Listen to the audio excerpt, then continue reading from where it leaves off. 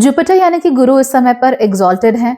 और मैंने जो एक वीडियो बनाया था कि गुरु के किस प्रकार से कैंसर राशि में जाने से अब सबका शादी करने का मन करने लगेगा या नंबर ऑफ मैरिजेस कैसे बढ़ जाएंगी। ज्यादातर तो उसमें अच्छे कमेंट्स आए, एक दो कमेंट्स ऐसे भी आए कि आप तो शादी की ही बातें किए जा रहे हो, शादी के अलावा कुछ सूझ ही नहीं रहा है, ऐसा है वैसा है, ऐसा क्रेजी। अलग अलग प्लैनेटरी पोजिशंस अलग अलग तरह की चीजों को इंडिकेट करती हैं, तो या तो पूरा मानो या मत मानो, अपने हिसाब से अपनी सुविधा से मत मानो। अगर प्लैनेटरी पोजिशंस इंडिकेट कर रही हैं कि हाँ भाई शादी के लिए अच्छा समय है, अपने लिए पार्टनर ढूंढने के लिए अच्छा समय है, तो उसको मानो। एंड इफ योर कुंडली अलाउज, इफ योर कुंडली says so, engage in that. या तो फिर ज्योतिष में पूर्ण रूप से मत मानो, ये आधी आधी सहूलियत के हिसाब से मानने वाला सिस्टम इधर नहीं चलेगा। सो नाउ जब ये सारी बातें हो जाती हैं, उसमें से आपने कुछ लोगों ने डीएम्स भी किए और बहुत वाजिब और बहुत वैलिड सवाल था आप लोगों का, वो ये कि क्या शादी सबके लिए बनी है, क्या सबको शादी करनी चाहिए।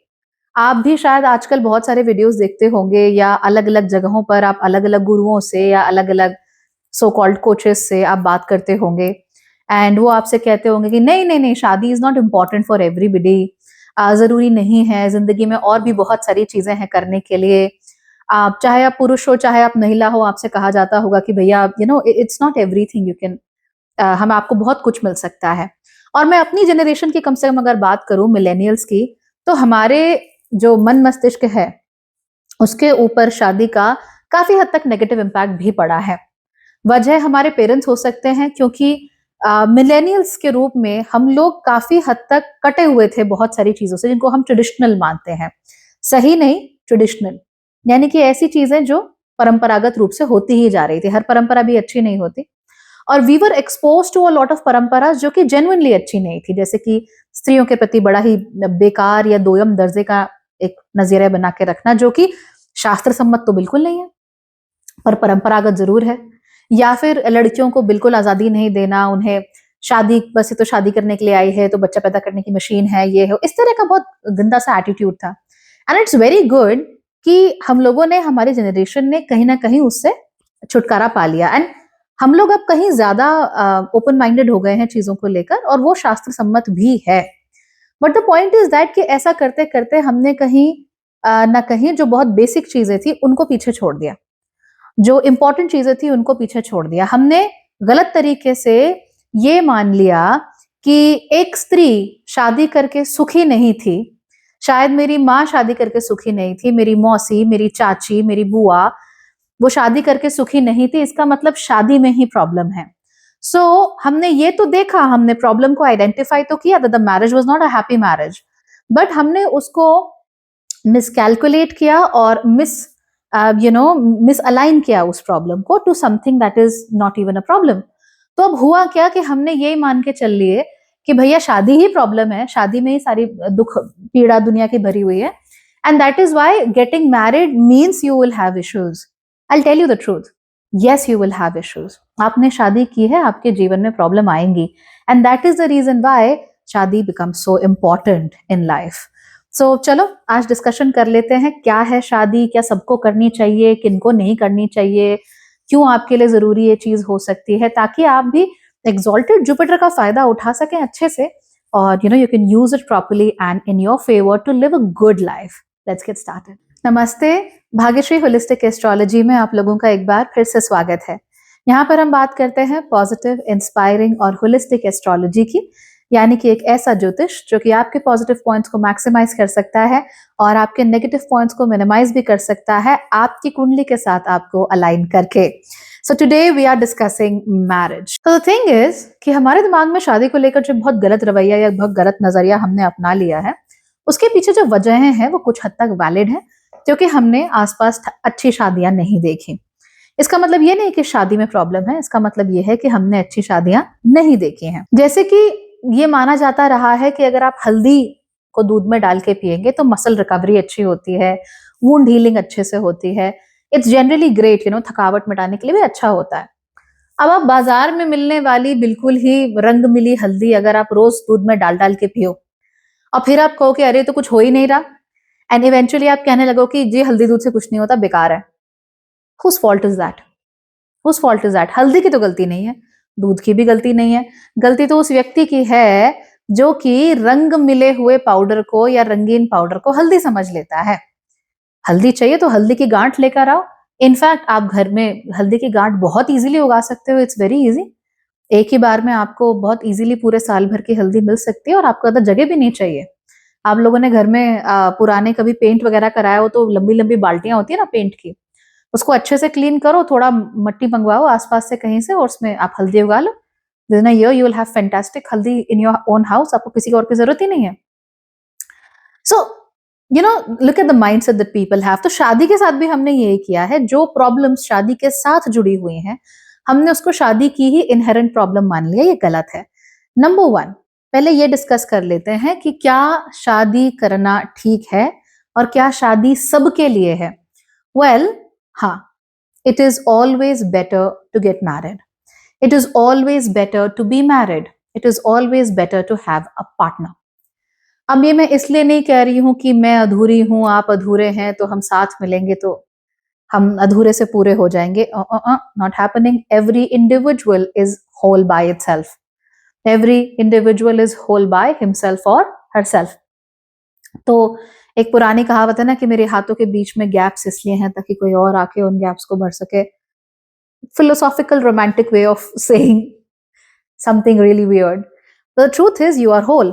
तो जरूरत कि कोई आए और मुझे पूरा कर दे उसकी नहीं होती। That's not how it works. हालांकि we must note कि इवन दो हम अपने आप में पूरे हैं, इवन दो हम अपने आप में सक्षम हैं, समर्थ हैं हर चीज में, उसके बाद भी कुछ गुण हम लोगों के अंदर उदय हो रहे होते हैं और कुछ गुण अस्त हो रहे होते हैं। Even though you can be anything, आप जो बनना चाहे बन सकते हैं, लेकिन कुंडली है ना, कुंडली बताती है कि बाउंड्रीज कहाँ हैं आप लोगों की, within what range can you become something. So आप आर्मी में हो, you can become a great soldier, that's your range, within that range you can become somebody. अगर आप फिलोसफी में है, within that range of philosophy you will become somebody. इसका मतलब ये नहीं कि you will become good at everything. तो बहुत सारे लोग आईआईटीज में होते हैं, आईआईएम्स में होते हैं, they are great at studying, they are great at cracking exams, they may not be great at handling relationships. That's what you need to learn. And listen, I've been doing this for so many years and from such a bird's eye view I can literally tell you कि पैसे कमा लेना, अच्छी पढ़ाई कर लेना is not a guarantee of a good life ever. आपके sir पे कोई भी लेबल लगा हुआ हो, it is never a guarantee of a good life. And I've seen people crying.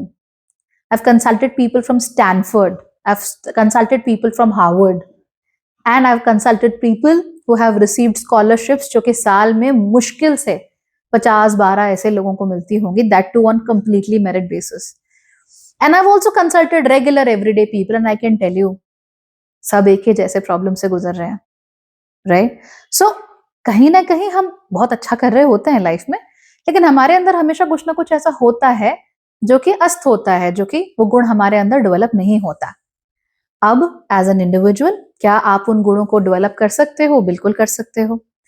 क्या आप उनके ऊपर काम कर सकते हो? 100% कर सकते हो। क्या अपनी पर्सनालिटी को आप होलसम बना सकते हो? बिल्कुल बना सकते हो। बट क्योंकि it goes against your grain, it becomes a little difficult, number one. And number two, ये काम करते करते वो कई वर्ष निकल जाते हैं, बहुत बहुत समय लग जाता है, बड़ा तप करना पड़ता है एज एन इंडिविजुअल। तो अगर आप शादीशुदा नहीं हैं, आप नहीं करना चाहते हैं, तो भाई तप करो फिर। और तप का मतलब हिमालय पे जाना नहीं होता, अपने आप को तपाओ, अपने आप को अग्नि में जलाओ, आपके अंदर जो अस्त गुण हैं उनको ठीक करो।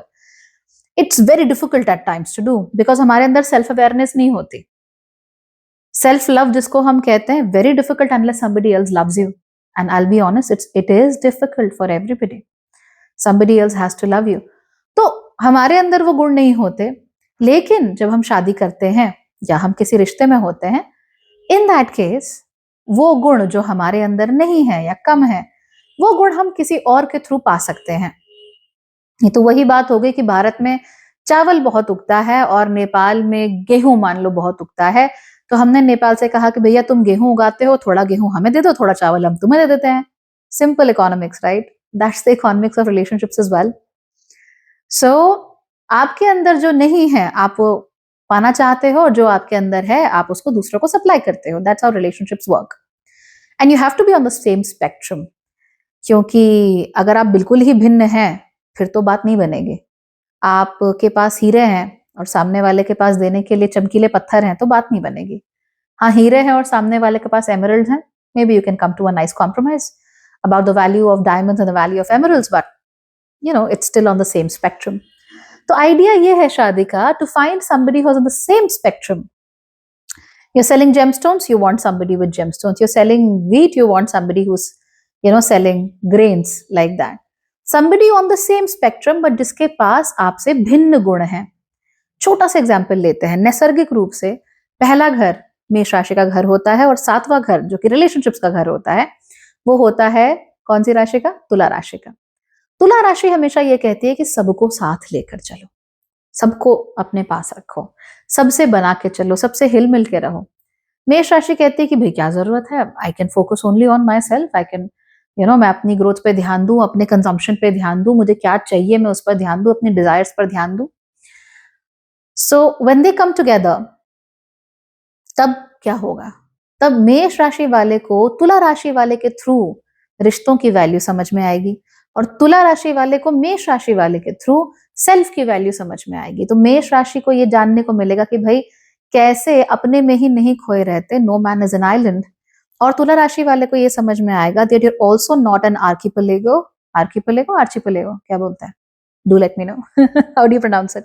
आई think archipelago or some fancy word. So that's the idea behind relationships. You want somebody with similar ideas but slightly different, so not the same but similar. So this really gives you a perspective sooner. It gives you access to other things sooner. It gives you access to other people sooner. You can develop that thing within yourself also. आप अपने आप में भी कर सकते हो, no doubt, within that spectrum only, not beyond that. लेकिन अगर आप शादी करते हैं, you get access to the other person and their ideas and their knowledge and whatnot. इसीलिए शादी becomes such an important event in a person's life. अब problem क्या हो रही है? प्रॉब्लम ये हो रही है that हमने शादी का मजाक बना दिया।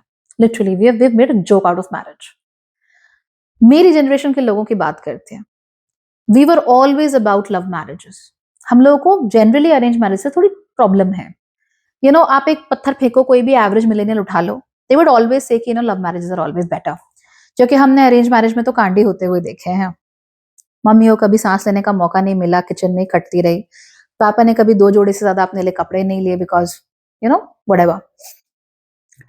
सो we are slightly against arrange marriages. करते हैं बहुत सारे लोग, बट लव मैरिजेस भी करते हैं।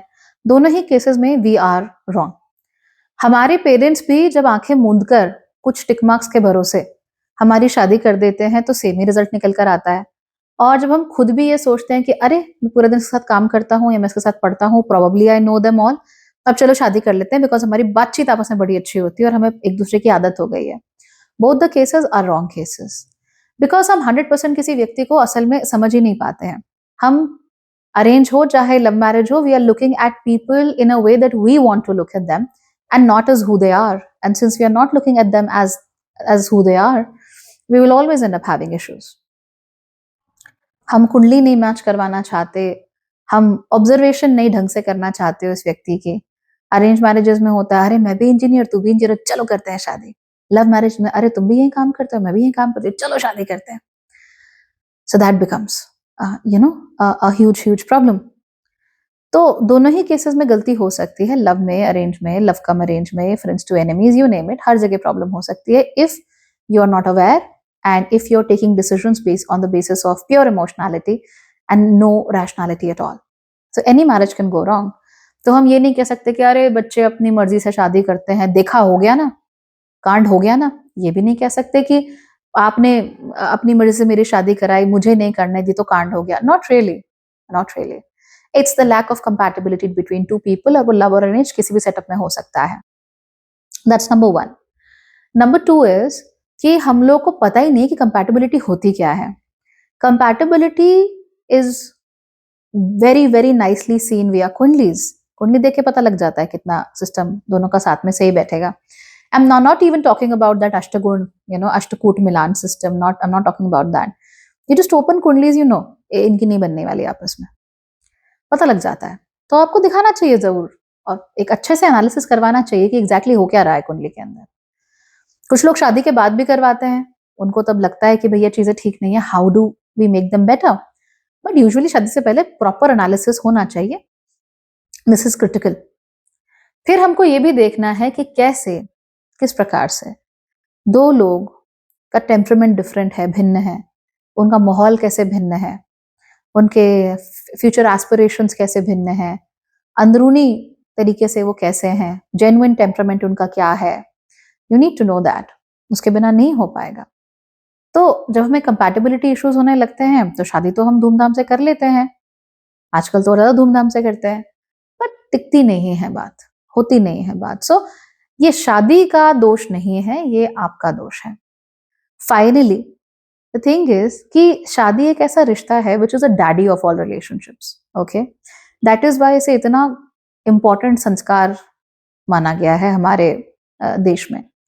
एंड वजह ये है बिकॉज शादी आपको जहां पे आपके गुण अस्त हैं, जो गुण आप में नहीं है, ना सिर्फ उनको सप्लाई करती है आपको, but at the same time it also represents your glaring flaws.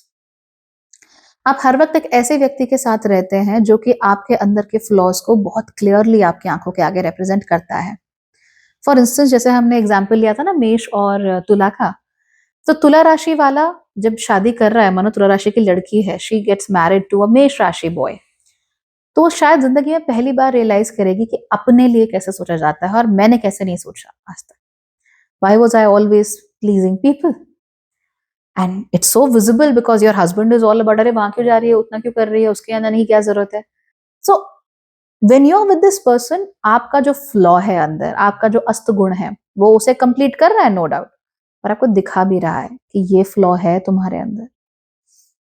Similarly मेष राशि का लड़का है, इट्स ऑल अबाउट मी मी मी मी मी, हर जगह रिश्ते तोड़ दिए, समाज में उठना बैठना नहीं है, लोगों के साथ बातचीत नहीं है, सेल्फिश तरह का आपका इमेज दुनिया के आगे बनी हुई, तो कैसे चलेगा फिर? So both things are you know sort of incomplete. तो सामने जब वो लड़की को देखता है, अपनी पत्नी को देखता है, तो वो लोगों से मिल रही है, 4 लोगों से बातचीत है, कहीं मॉल में घूमने जाए तो वहां पर भी जानने वाले मिल जाते हैं, हाय हेलो होती है।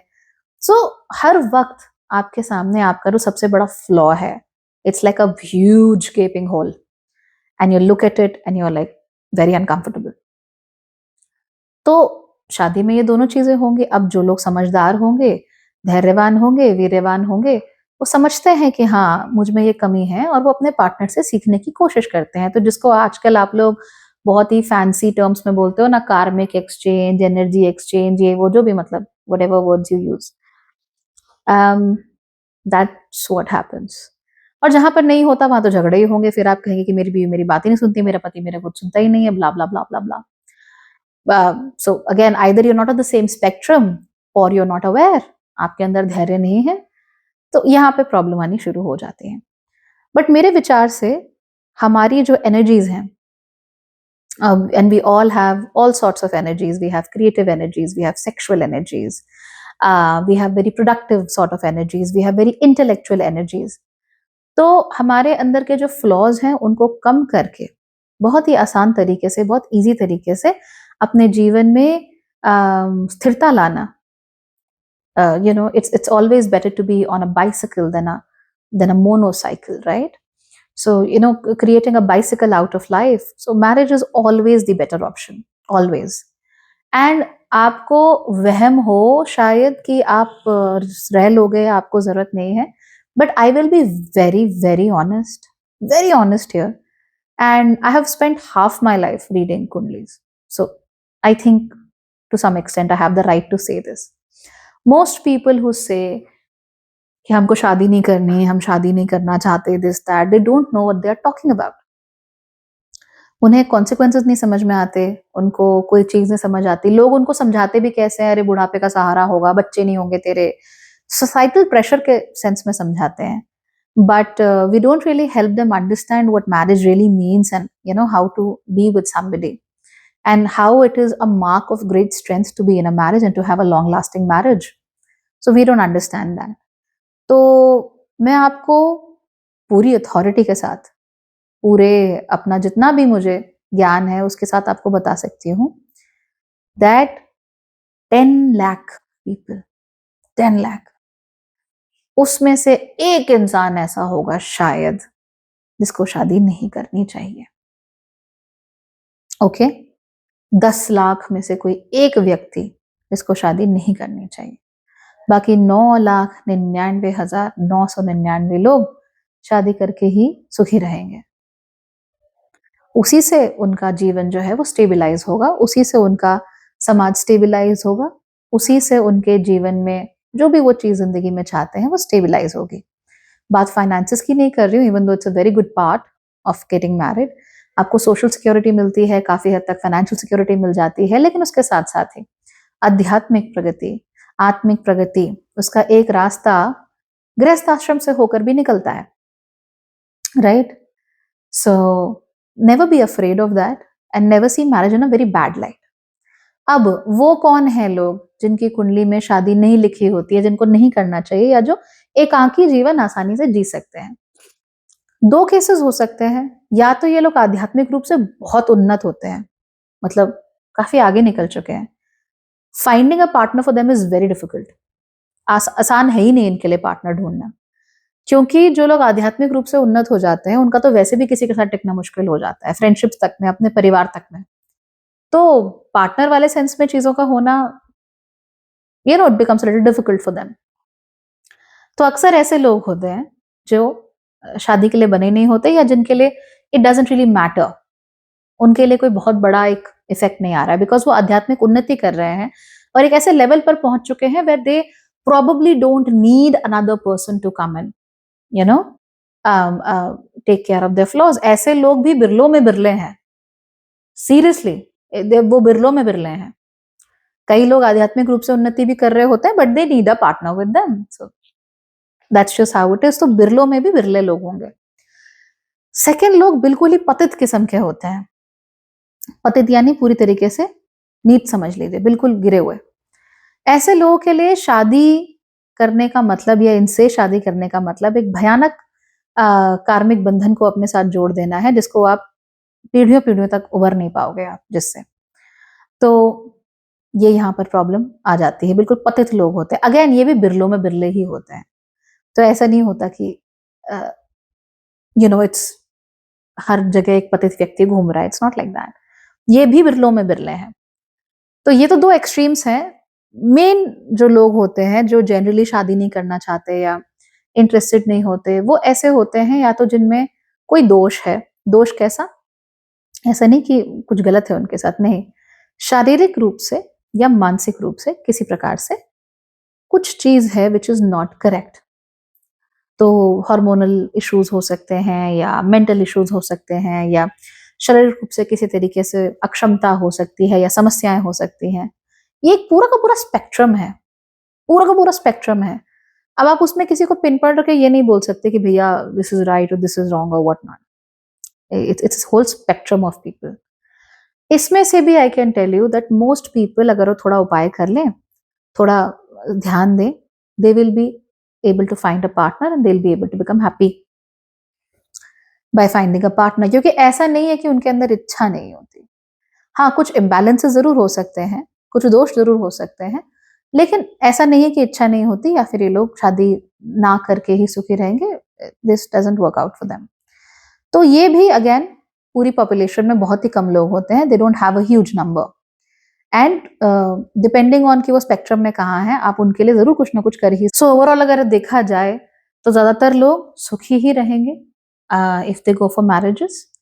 आपको करना बस इतना है, जब आप शादी करने जाएं, you look for a partner जो कि कंपैटिबल है आपके साथ। आपको ऐसा कोई व्यक्ति चुनना है, ढूंढना है, जो कि वाकई आपको समझता हो, कुंडली के रूप में सेम स्पेक्ट्रम बट डिफरेंट एक ओपिनियन आपको देता हो, एंड जीवन सही हो जाएगा। और प्रॉब्लम्स कैसे नहीं आएंगी? प्रॉब्लम्स तो आएंगी ही। As long as you're alive you will have problems. If you don't have any problems in life at all, then you will be dead. If you don't have ego at all, you'll be dead because, right? So problems तो आएंगी ही, शादी में भी आएंगी, बच्चे करोगे बच्चों में आएंगी, पेट्स भी लाओगे उसमें भी आएंगी, नौकरी करना चाहोगे उसमें भी आएंगी। प्रॉब्लम तो आनी ही है हर जगह से, उसको लोड नहीं लेते। मुद्दा ये है कि Is marriage bad? Not at all. It's a beautiful institution. And I strongly believe in this. Even though I am not married, I never wanted really to get into it till date. But it is a beautiful institution and आपको इस बारे में ज़रूर ध्यान देना चाहिए और एक बार अपने दिल से पूछकर अपनी जो फ्लॉज हैं उनको समझकर अपने बारे में अवेयरनेस लाकर आप ज़रूर सोचिए क्या आप उनमें से हैं जिनके लिए शादी नहीं बनी है एंड प्रोबेबिलिटी इस बात की कि आप उन लोगों में से हैं ये बहुत कम है इसलिए फालतू की चीज़ें सोचना बंद कर दो अपने दिमाग से इनहिबिशंस निकालो नहीं निकल रहे हैं come and talk to me I will help you out with things अगर आपको अपने अंदर कोई कमी कोई दोष या कुछ प्रॉब्लम लगती है again come here I talk to you I tell you exactly how it is and open mind लेकर आना and I am pretty sure that you will learn a lot of new things and you will be able to start life on the right foot on the better foot है ना all right then everybody take care good luck and may you have every blessing and every happiness that you deserve all right bye bye